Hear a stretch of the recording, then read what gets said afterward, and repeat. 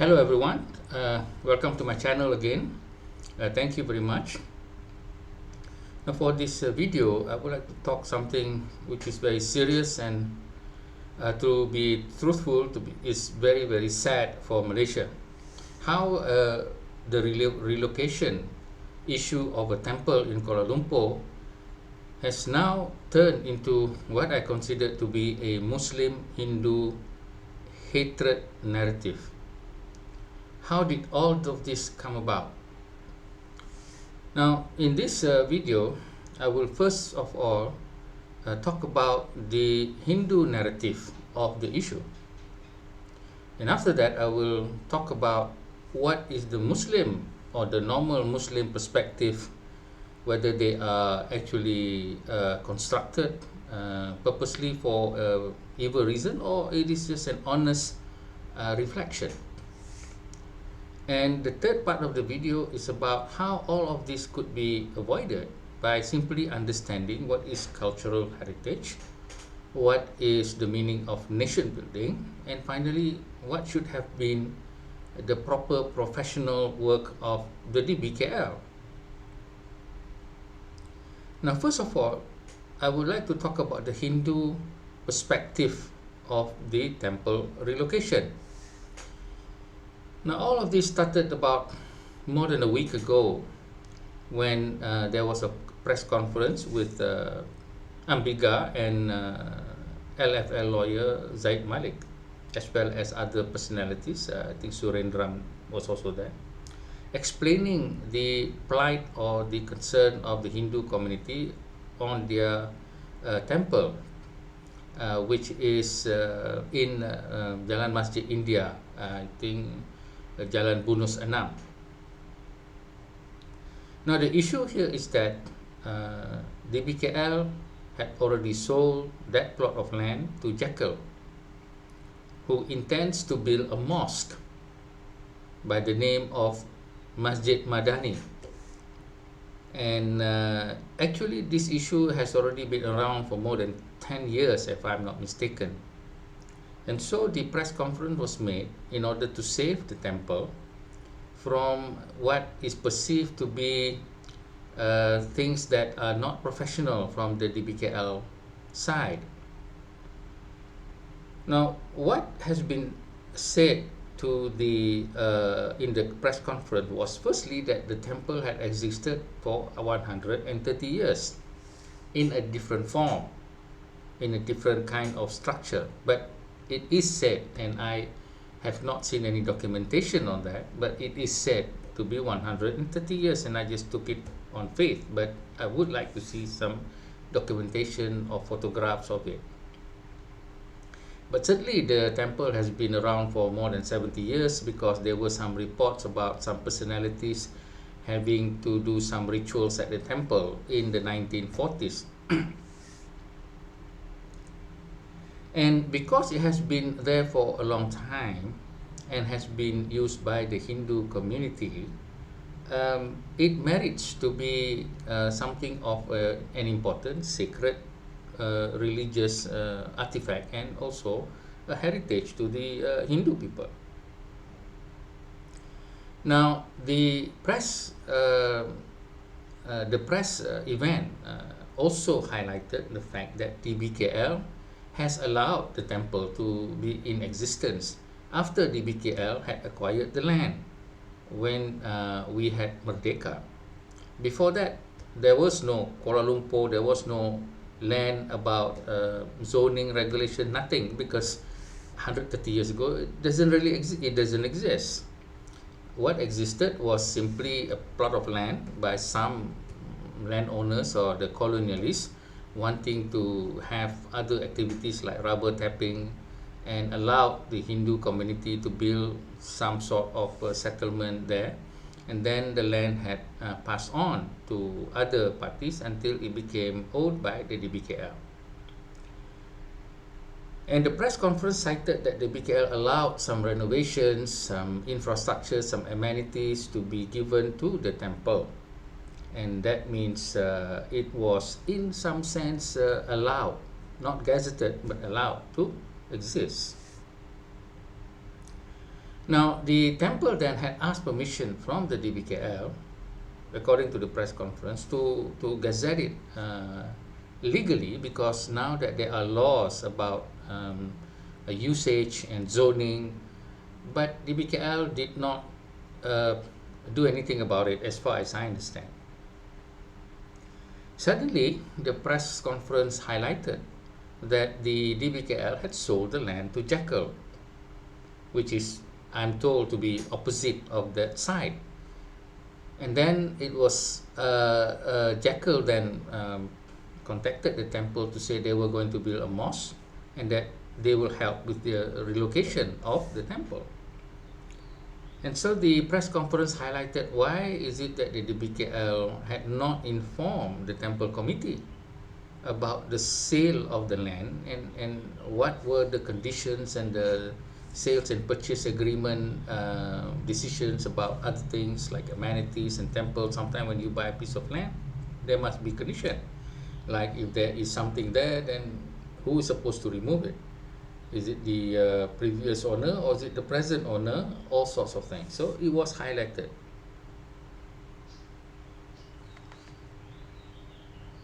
Now, to add to this issue, Waitamurthy, former Minister of Unity, had added on some documentation of his own with regards to the presence of Hindus or Indians in the country, citing documentation of the colonialist era and also other documentation to show that the Indians had come because the colonialists had required labor forces to work the plantation, and they had promised the Indian community a livelihood in terms of homes, amenities such as schools, as well as infrastructure such as building temples, and all of those things were promised. Somehow after Merdeka, all those things disappeared. Assumingly, it should have been taken up by the new administration, but apparently a lot of things did not take up, and that is why there are a lot of presence of what is called Rumah Ibadat Haram. Haram in the sense that the present law did not say anything, but then there was this. We know of some temples being demolished, let's say in Kedah by Sanusi, and that's not the first. There are many, and I was told by my Indian friend that there are many hundreds of temples in this nature.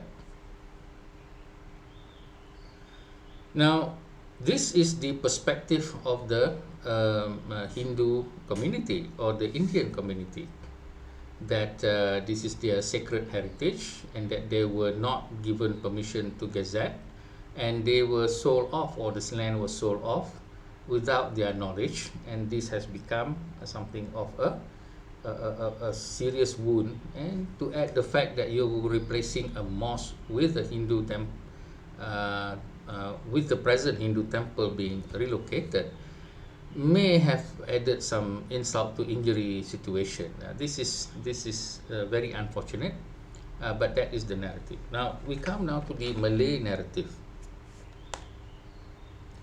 Now the Malay narrative that has been propagated by some independent preachers like Firdaus Wong, and also some influencers that caught on to it later on.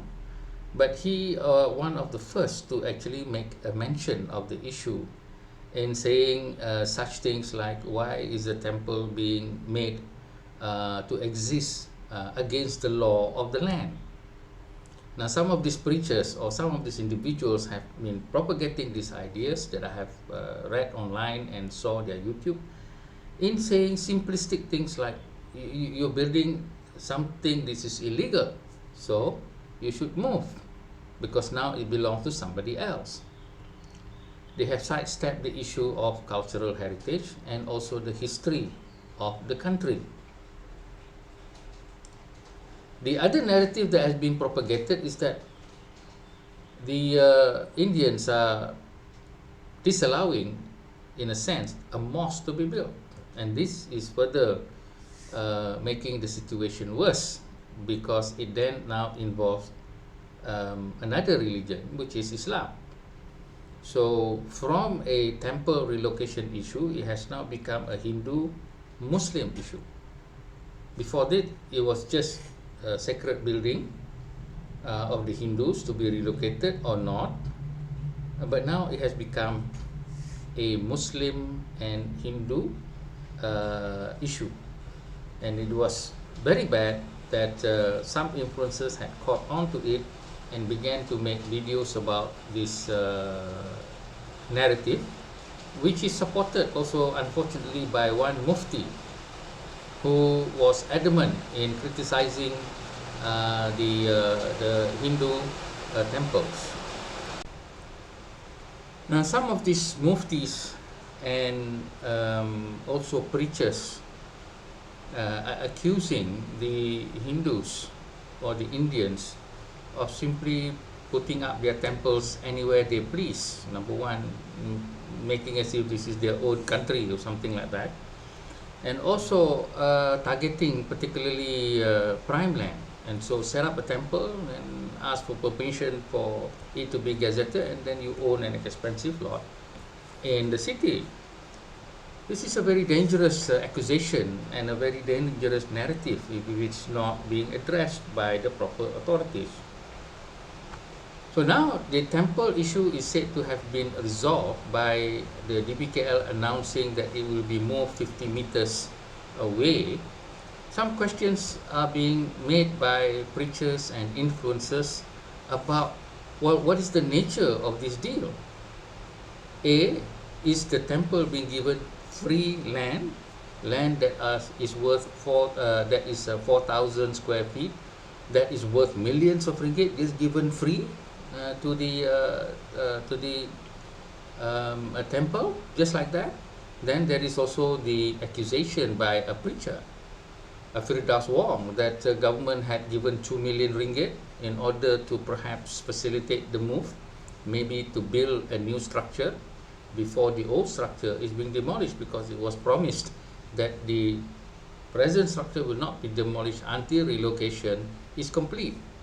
Before this, Jekyll had already said that they will help with the relocation by paying the expenses. Now, what does that mean? Does that mean just helping to pay a few thousand ringgit to move the things, or actually put up another building, maybe a modest building of steel structure, and to house the deities that is in the present temple? That one is not clear at all. And so, because of this non-clarity, the Muslim narrative is that government is kowtowing to the Hindus, and this is a very bad image for Islam. And then the idea also of giving free, when in fact other people have to buy land, or Jekyll had to buy millions of ringgit of land to build a mosque. But lo and behold, a temple, you just give for free. So this is a very, very dangerous narrative to not deal with. And so I have seen how this simple issue for me as a cultural heritage, and also a relocation issue that can be resolved very amicably, but now has turned into a Muslim-Hindu hate narrative of conflict. I hear in the YouTube that there is this group of people led by an independent preacher to go around documenting temples that are haram or haram on haram land. That is how it is being put. This is very dangerous. For me, religious building should be honored, and as much as possible, the municipality involved must make sure that things occur or are handled in a very sensitive manner, not like the one in Kedah, where you just bulldoze something. We need to respect all communities. Now, with these two narratives, now I would like to talk about how this could have come about in a different manner, by understanding what is cultural heritage, what is nation building, and what DBKL should have done. The first of all is, what is cultural heritage? All nations have what is called cultural heritage of the people. If you have different kinds of people, like we in Malaysia, we have the Dayak, we have the Bajau, we have the Kadazan, we have the Indians, we have the Malays, we have the Chinese. They all have their own heritage. meaning when it is called their heritage, it is part of their tradition or part of their religion. This may involve practices like rituals of worship or rituals of celebrations, and the buildings or artifacts involved could be objects or it could also be buildings. Now, when it goes into something that over 100 years old, then it becomes something else. It becomes what is known in the UNESCO heritage law as part of the conservation preservation idea. Now, what is conservation and preservation?